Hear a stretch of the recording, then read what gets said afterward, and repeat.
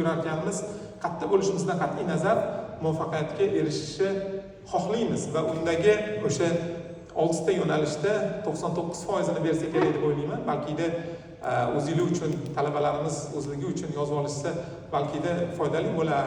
Telefoningizga yozsanglar, o'zimdagi holatda aytib beraman. Birinchisi, haqiqatda muvaffaqiyatga erishishimiz uchun hammamiz maqsad qo'yamiz. Hattoki shu yerga kelishimizga maqsad qo'yganmiz. Demak, muvaffaqiyatning birinchi etapi maqsad va uning ichidagi yaxshi niyatlar, hattoki ota-onangizni O'zbekistonda turib o'g'liga tilayotgan duolari o'z ichini oladi. Keyin nima deymiz? Keyin aytamizki, undagi harakat maqsadda qo'ygandan keyin nima qilishimiz kerak desa, nima qilamiz? Harakat qilamiz. Hattoki bilimdan yuqoriga qo'yaman, chunki bilim 3-darajada. Ya'ni keyingi o'rinda nima qilish kerak desa, harakatni ahmoqona qilish kerak emas. Buning uchun biz bilim olishimiz kerak. Shu yerda qancha yoshlarimiz katta universitetlarda o'qishyapti. Universitetlarni bitirishyapti. Nima ma'noda, nima maqsadda desa, o'sha maqsadga erishish uchun uni bilimini olishimiz kerak. Keyinchi desa, hammamiz harakat qilayotgandirmiz, hammamiz bilim olayotgandirmiz. Albatta bizda intizom bo'lishi kerak. Disiplina deymiz. Intizom bo'lmasa muammo bo'ladi. Lekin intizom haqiqatda dangasada ham bor. Ya'niki dangasa ham yotishi intizom bo'lishi mumkin. Dangasani ertadan kechgacha o'yin o'ynashi ham intizom bo'lishi mumkin. Ertadan kechgacha ijtimoiy tarmoqda o'tirish ham o'zi intizom bo'lishi mumkin. Chunki o'tiribdi, o'shanda zo'r bo'lasiz.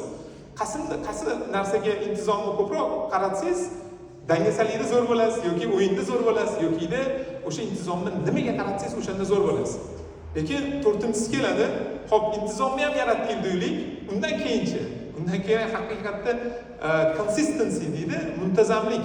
Ya'ni intizomni qo'ygandan keyin u paytda consistent bo'lib, u narsaga qarab turib muntazam davom ettirsangizgina zo'r bo'lasiz.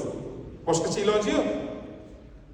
Ya'ni har 70 kiloni ko'targaningizdan keyin 70 kiloni muntazam ravishda ko'tarsangiz, bu narsa oson bo'ladi. To'g'rimi? Hammamiz oson hal qila olamiz.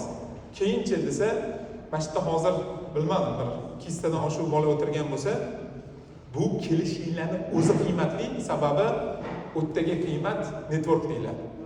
Ya'ni hozir kelib bir-biringlar bilan gaplashishinglar, bir-biringlar bilan ko'rishishinglar, elchi janoblari bilan yoki Xayrli akam aytganlaridek, Odil akam aytganlaridek, u insonlar bilan, Hasan akam aytganlaridek u insonlar bilan ko'rishib, sizdan undagi falon yili biz Germaniyada shu anaqada tadbirda ko'rishgan edik deganingizdan keyin sizga qarash boshqacha bo'ladi. Birinchi ko'rishgan boshqa, lekin birinchi ko'rishib, ikkinchi ko'rishgandagi sizdagi mehr yoki bir-biriga ko'z tushgan narsa o'sha boshqacha bo'ladi va bu network deymiz.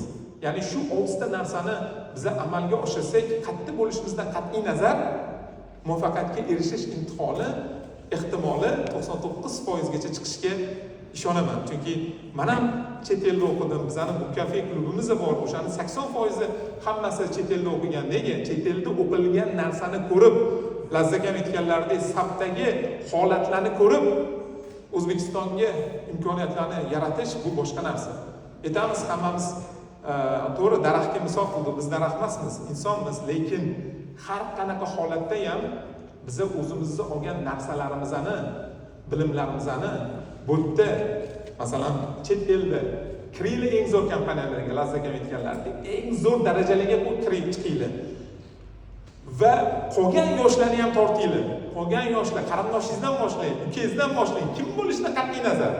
Boshlang, olib keling, eng zo'r kompaniyalarda ishlab, lekin o'sha Xitoyni ham, o'sha Hindistonni ham global darajasiga chiqib, o'sha darajaga chiqib turib o'zini daraxt yiqilsa o'zi tarafga qarab yiqilsin deganda o'zbekga qarab turib tortish imkoniyatini yaratdinglar va ma'lum bir darajaga erishgandan keyin sizlarga qayta bitta savol kelib qoladi.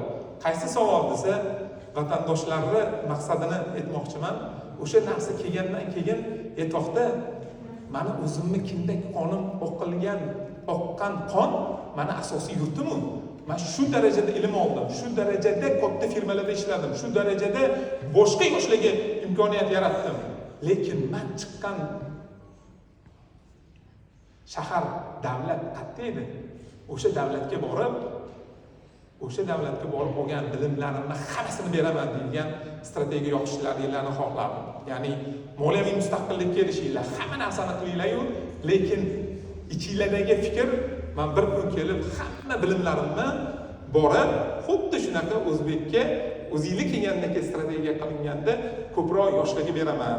Chunki O'zbekiston nimada zo'r desa, farzandlarni ko'paytirishda zo'r deyman va u narsalarni O'zbekistonga borib turib, u bilimlarni berishinglarni juda ham istab qolardim. Rahmat, salomat bo'ling.